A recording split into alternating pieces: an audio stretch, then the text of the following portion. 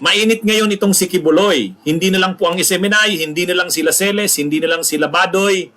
Mismong si Risa Hontiveros na nagpatawag na ng investigasyon ng Senado. Hindi na lamang po ito tungkol sa disinformation at fake news ng SMNI.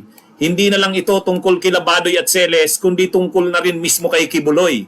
At ito'y tungkol na sa kanyang mga ginagawa at sa ginagawa ng kanyang sekta ng relihiyon, ang Kingdom of Jesus Christ, na ayon kay Senadora Risa Hontiveros, di umano ay nai-involve sa iba't ibang mga illegal na aktibidad, lalo na ang human trafficking, hindi lang human trafficking, lalo na trafficking ng mga bata.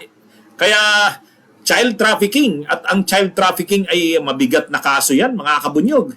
At nagkakaroon niya rin daw ng mga akusasyon ng rape. Rape. Itong mga kasong ito rin yung mga kaso na isinampa laban kay Pastor Kibuloy dito sa pastor na ito. Ito rin yung mga isinampang kaso sa kanya doon sa Amerika, sa United States, na isinampa ng Federal Bureau of Investigation. Anyway, so ngayon, nagre-react itong si Topacio. Nag-react, nag-press ko nung isang araw. Sabi ni Topacio, ano lang daw ito? Panggigipit lang daw, panghaharas lang daw ito. Ang ginagawa daw na ito ni Risa Hontiveros ay bahagi ng pattern ng panggigipit sa SMNI at kay Kibuloy. At ito daw ay wala namang layunin kundi siraan ang pastor. Mga kabunyog. Sabi ni Topacio, kung mayroong mga ebidensya daw si Risa Hontiveros, isampa na daw sa korte. Huwag daw sa Senado. Kasi sa Senado daw, talo daw sila dyan. Talo daw sila dyan sa Senado. Ayon kay Topacio. Kaya ang hinahamon ni Topacio, dalhin na daw sa korte. Dahil sa korte daw ay patas. Mga kabunyog. Yan ang sabi ni Topacio. Ngayon, so dito lumilitaw, si Topacio pala ang abogado ni Kibuloy. Patay.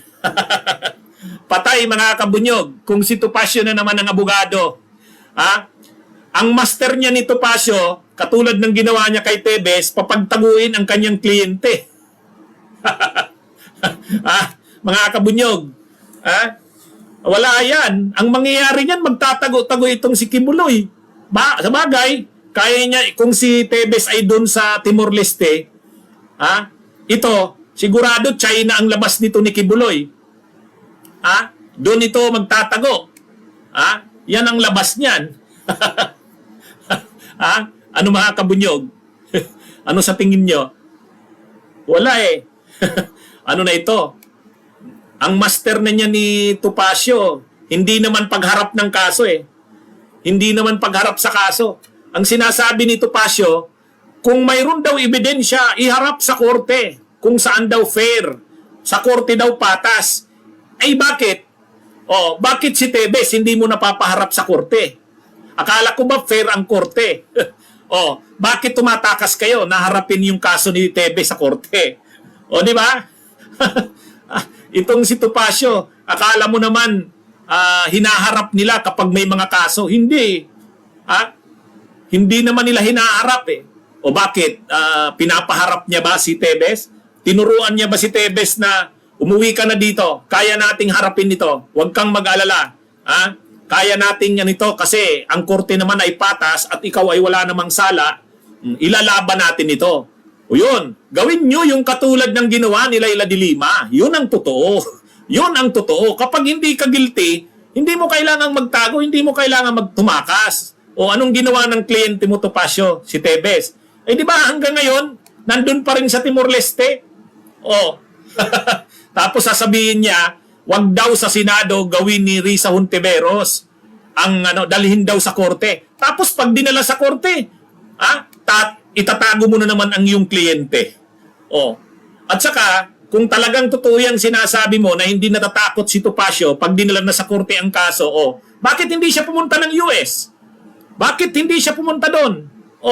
May kaso siya doon eh. Bakit tinatakasan niya yon? Di ba? Wala eh. Inconsistent ang statement mo, Topacio. Inconsistent. Ikaw mismo yung Ikaw mismo yung nagko-contradict ng sarili mong statement eh.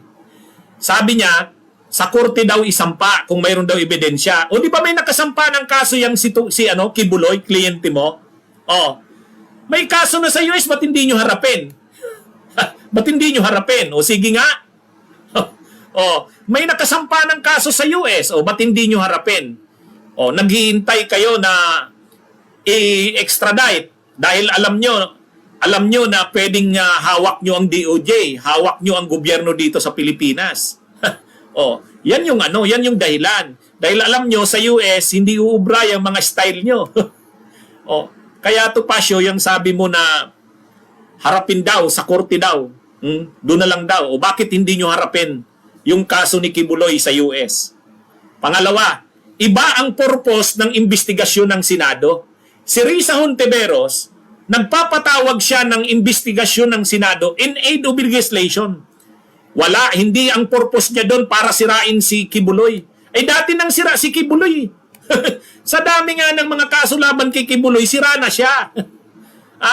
Sa dami ng mga, lalo na yung mga nangyari na yan sa US, ang dami niyang kasong kinakaharap doon. Sirang-sira na yan si Kibuloy kahit sa US. Itong nangyayari ngayon sa SMNI, kaninong kagagawan yan? Kay Kibuloy yan. Naguhugas ng kamay si Kibuloy, sinasabi niya, hindi naman siya involved diyan dahil hindi niya pag-aari ang SMNI. Sino namang maniwala sa inyo? Kaya kung sinasabi mo Topacio na yung ginagawa ni Risa Hontiveros ay para siraan si Kibuloy, paano sisiraan na dati nang sira? Paano mo sisiraan ang dati nang sira? Pangalawa, ang purpose ng investigation ng Senado in aid of legislation. Mayroon na tayong malinaw naman doon sa introductory statement ng resolution ni Risa Hontiveros. Binasa ko yun eh. Doon sa whereases, doon sa mga whereases ng kanyang resolution, sinabi doon na ang purpose ng investigation ay para malaman kung kailangang amyendahan ang expanded human yung expanded human smuggling. Kung kailangan palawakin, amyendahan ang pinalawak na Human Smuggling Act. Bakit? Kasi ayon kay Senadora Risa Hontiveros doon sa kanyang proposed resolution, hindi masyadong nadetalye doon sa Expanded Human Smuggling Act. Hindi nakalagay doon yung paggamit ng religious organization bilang front. Kumbaga, nakaprontera mo, religious organization, sekta ng relihiyon. Pero gamit na front mo lang yon para sa human smuggling. At yan ang ginagawa ni Kibuloy base sa mga kasong kinakaharap niya. Yun ang akusasyon sa kanya. Front lang yung mga relihiyon, yung religious organization. Pero ang totoo, human smuggling. Human trafficking.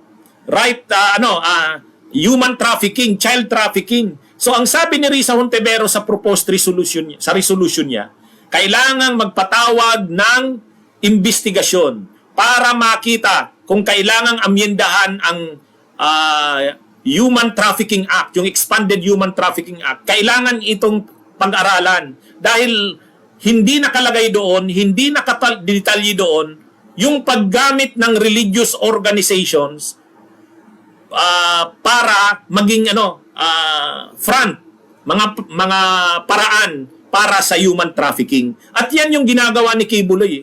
So, sa investigasyon na ipapatawag ng Senado tungkol kay Kibuloy, lalabas doon kung ano yung mga dapat na mga prohibited acts. Anong mga acts ang ipoprohibit? Anong mga acts? Anong mga aktibidad ang mga dapat ituring na bahagi ng mga kriminal na aktibidad relating to human trafficking. Yung paggagamit ng religious organization, wala daw yan doon sa sa Expanded Human Trafficking Act. So tama lang naman. Tama lang naman kasi ang paggamit nga naman ng relihiyon, ng religious organizations ay isang paraan sa mga krimeng tulad ng human trafficking. So kailangang malaman ang detalye, paano ang modus, paano yung mga scheme na ginagamit ng mga religious organizations para magamit ito sa human trafficking, lalo na sa child trafficking. At yan ang ginagawa nila Kibuloy. Kasi yan yung kasong kinakaharap niya sa US eh. Kaya tama lang yung pinapatawag ni Risa Hontiveros na investigasyon in aid of legislation para mas ma-improve yung yung Expanded Human Trafficking Act. Okay. Kaya lang, sabi ni Topacio, wag mong sa Senado gawin yan. Kasi sa Senado, dehado kami dyan. Sus, dehado? Paano naging dehado kayo? Nandun si Robin Hood Padilla. Nandun si Jingo Estrada. Nandun si Bato de la Rosa. Nandun si Tolentino. O lahat yan kakampi nyo eh. Si Amy Marcos, nandun. O, si Mark Villar at si Cynthia Villar. Si Peter Cayetano at si Pia Cayetano. Lahat yun sa inyo eh.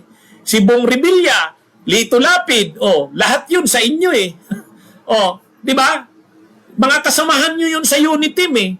Sa Duterte at Marcos. O, bakit kukontrahin ba ni Amy Marcos si Kibuloy? Bakit kukontrahin ba ni Bong Revilla, ni Lito Lapid, ni Jingo Estrada, ni Bongo, ni Tolentino, ni Bato? Hindi. Hindi yan.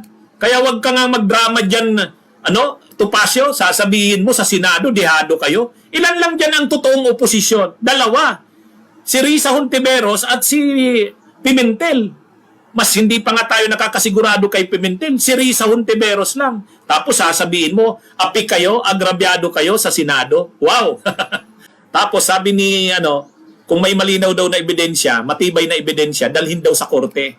Eh bakit? May linaw na ng ebidensya, may matibay na ebidensya sa US, hindi nyo naman hinaharap eh. Di ba? Bunyog, bunyog, halikan na kasama ka.